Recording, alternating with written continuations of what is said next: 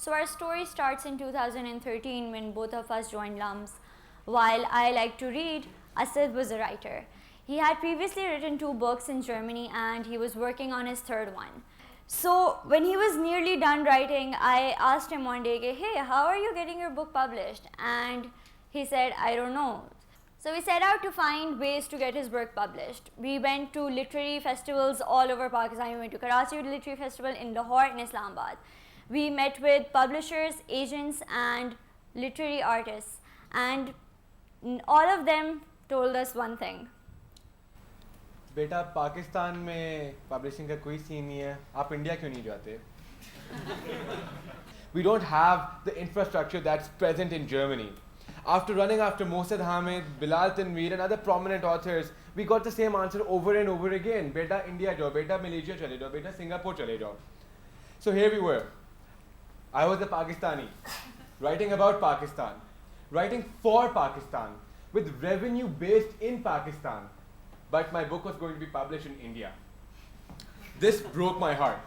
It was painful to see other countries benefiting off of our amazing talent.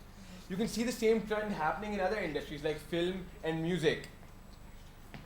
Countries like India embrace our talent open-heartedly. We could definitely use a Coke studio for literature. We laid the foundation for a social enterprise called the Blur Foundation. It was called the Blur Foundation because the book I was writing was called Blur at that time, and we felt that it was quite apt that the foundation that sort of fixes this problem should be named after the book, which could never be published because of the problem itself. So we knew that there was a problem with the way things were, but people weren't so interested. Who reads a book आजकल? यार चुप करके Penguin India try कर ले. यार खाना खाने दे क्या blur blur किया हुआ है. So we ran information sessions in which attendance never went over 2 digits, and the people who did attend were usually our friends, which was kind of sad. So the marriage between our business-oriented degrees and this social enterprise was creating a lot of problems, and we wanted to solve that. So at one point we were considering building a health app based in Lahore. That's how far our ideas were, and we were just stuck in this entrepreneurial rut where we were thinking, yaar, ye bhi kar sakte hain, we could do this, we could do that, but we weren't sure of actually what we wanted to do. So one day, Kiran and I sat down for a cup of, you guessed it, chai. And we were thinking of whether to go ahead with this, whether to change things, what our recipe needed tweaking in. We had exams at that time, so we were worried of whether we should even bother continuing with this. We talked. I had 3 cups of chai, and then we decided that we need to go back to the drawing board. We need to redefine the scope of our entire enterprise and start from scratch. And on that day, ChaiChalk was born. We used the lessons from our failure at the Blur Foundation to power ChaiChalk. From day one, our vision was to make sure that every writer in this country could showcase their work, could showcase their stories on a unified platform, that everyone and anyone could publish a book if they wanted, and anyone and everyone could tell a story if they wanted to. So for quite a long while, we just sat silently, okay, what are we going to do? And so when we're abroad, we generally, as Pakistanis, why does this matter? I've lived abroad. I've lived in a series of different countries. My dad works in the foreign service, so I've been always a victim of random profiling at different airports. And when we're abroad, we've gotten accustomed to this. We've gotten accustomed to getting peculiar looks. Some of us have become apologists.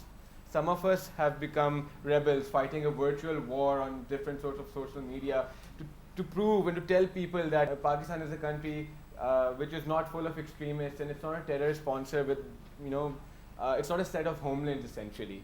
We had forgotten the narrative of this country. When Brandon Stanton came to Pakistan, I, along with all my friends in LUMS, went crazy on Facebook. We took to Twitter, we took to every social media platform we had to say, thank you, Brandon, thank you so much, Brandon. But it was disappointing. A third person from a foreign country came here armed with nothing but a camera, and he drove more social impact than I've been able to do in the past 22 years. Our usual excuses are that Pakistan is a poor country. We don't have resources. We are very, very mismanaged. We don't have the correct personnel for these things. Institutes like PIEAS, institutes like LUMS, events such as these all stand as testaments to the invalidity of that statement. Those excuses cannot have any merit if we are doing things like this. We have the resources to drive such social impact. ChaiChalk does not want to take the apologist road. ChaiChalk does not want to be on the forefront of a virtual war where we try to tell the rest of the world that, this is not the set of homeland. We want to strike the perfect balance by showing the rest of the world rather than just telling them, oh, we can do this. But how do we show them rather than just telling them? We show them by telling our story. Right now, we only have a handful of writers in this country which show the real Pakistan. Why is that?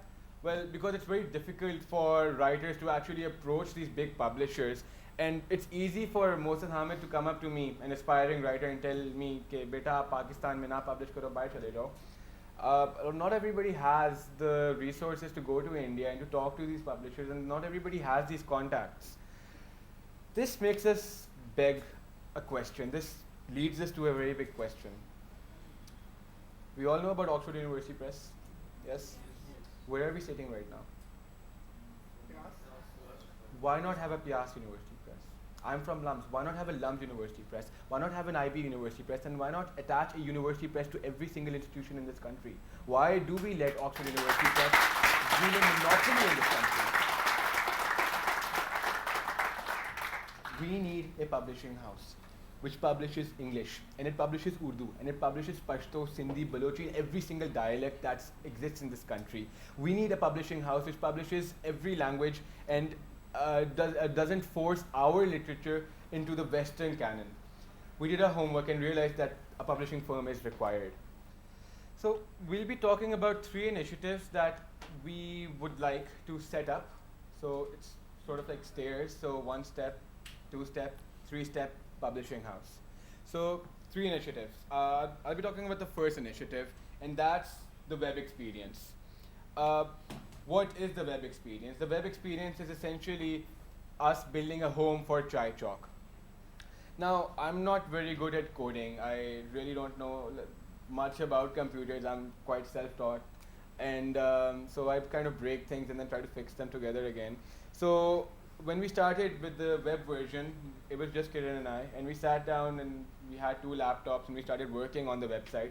We spent day and night, and then I'd break something, and then I'd call my computer science major friends, "Yaar, please aake theek kar do," and then they'd fix it and I'd break it again. And we built everything bit by bit. The website went live in October of 2015 with a few pieces of fiction, and which were contributed by our friends, to be honest. I wrote a few of them. There were 15 pieces. To compromise for the small initial offering as far as pieces are concerned, we launched a campaign. The campaign was called Profile for Peace, and it was just spreading a universal message of peace and coexistence, and it was a response to similar sentiments from the Indian side. We went to sleep, tired beyond recognition, and we had been checking our Facebook metrics that, we should have at least 100 likes by morning. That was the goal. I'm a deep sleeper, but when I woke up, I had north of 100 missed calls from Kiran. CNN had already called for an interview.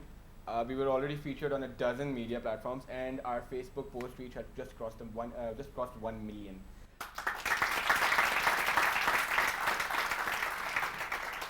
So on day 1, we realized the power that social media played in framing social context and in pushing the social narrative forward. We also realized that we could use our influence to actually create social impact and do what I was disappointed that we couldn't do when Brandon Stanton did. So while we were doing this, we were pumping social critiques, elaborate essays on feminism like this one, fiction pieces, poetry, prose, blogs, rants, and stories from Pakistan from everywhere. What this essentially did was essentially just balloon our traffic. Every day we had to add another server. Every day we had to add another IT person to handle all the traffic. And eventually we had to think about a radical redesign. And there was a problem with all of our content because it was all in English. Given the state of our literacy rates in this country, you'd think that Urdu would attract a larger number of people. The problem we had with Urdu was that if you go to Jung, how many of you visit Jung regularly? A few people. The Urdu on Jung we thought was it just didn't look good. It was a weird hybrid of a Farsi and Arabic script, And after doing some research, we found out that Urdu doesn't exist on the internet. So we built Urdu for the internet. We deployed our own code and made sure it did justice to the beautiful language that it is, and made sure that we were happy with it before we went live with our content. And this is the redesigned website with our Urdu logo and the Urdu script, which is actually dynamic. So every time Google crawls our website, a little bit of more Urdu exists on the internet. With hundreds of pieces, hundreds of thousands of readers, and the web version autonomously operating, we took everything we learned and moved to the next project. This initiative had been marked complete, and we were one step closer to our publishing house. So the next project was a bold one. We wanted to connect real people to tangible literature in a more tangible sense. So it was to have commercial events. We've had a couple of these events in Lahore DHA, and I'm going to just talk about one which was really interesting. So we had this Poetry Slam open mic event. Poetry Slam is a competition in which you really harness the power of the spoken word. So we were expecting like 120 to 130 people, hence our venue had like just that much capacity. But when we showed up, there were over 200 people over there, and people from all walks of life. So we had girls as young as 11 years old with pieces of poetry written, and uncles and aunties as old as 70 years old. And they were all excited, and they all wanted to perform over there. And that showed us that it's not that people aren't interested, it's just that there aren't enough events or there aren't enough engagements happening for them. So this is how we wanted to incorporate literature in a more tangible sense. Other than that, we also have workshops. So we go to different schools, say Beacon House, Newlands, etc., etc. And we have fiction writing workshops, academic writing workshops, workshops involving us teaching them. So it's student-student relationship.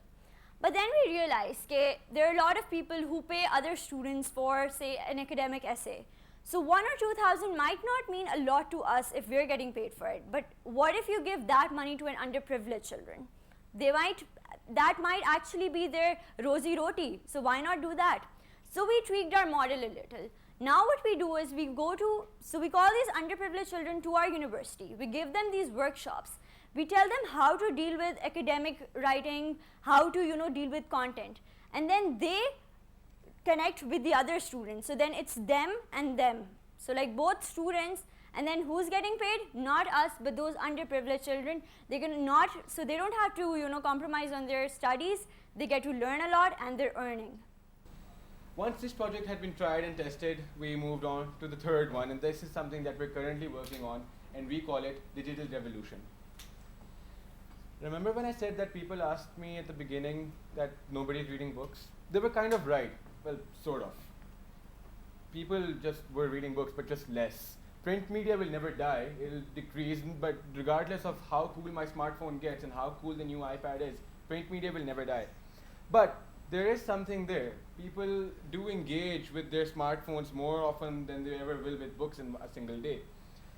And the literature they have is Facebook, Twitter, their email, their texts. That's the literature we deal with on occasion. We wanted to put literature on those devices. Now, how do we use these devices and put our content on there? Well, we make a native version of our website, right? No, because these devices are really smart. Why not use them fully? So essentially what Digital Revolution is the rebottling of old wine in new bottles. So we wanted to build something which was versatile, which was accessible to everybody, and which is open to everybody. And well, so our website runs natively across a series of different devices. We wanted to make something new, and we call it Likhari. So Likhari is a marketplace where anybody can create audiobooks, anybody can create, using our tools, very easily create audiobooks, ebooks, short stories, and other forms of literary pieces that then they can sell for 5 rupees, 10 rupees, 15 rupees, and obviously delivery charges, card ke. Even then, people will be making money out of this, and what this does is essentially take that underprivileged student model and apply it to 190 million people. Anybody who has a smartphone or has an internet connection can actually access this. Now, if the same tools were given to the people who print Punjab board textbooks, they can also create those ebooks and save thousands of rupees by just making e-versions of the textbooks that you have to buy anyways. The point is that we had an idea back in freshman year, back in 2013, that there's a gap in the market. I had no formal training of how to write a book. I wrote a book, it was a mess. I did it again, it was slightly better. And the third time I found a larger problem to tackle. We are not even graduates. We have no idea how to start up a company. We have no idea how to do HR. We have no idea how to do management. But that's never impeded us really. I mean, it's trial and error. Whenever we have a problem that we encounter, we just go back and try to learn from that problem. And ChaiChalk is very much about, and everything that we're trying to do is very much about challenging tomorrow. So if you have an idea, Lahore is currently the hub for startups. Everybody can now just take their idea and actually implement it and contextualize it and deploy it. Doesn't take a lot of effort. The only problem is determination.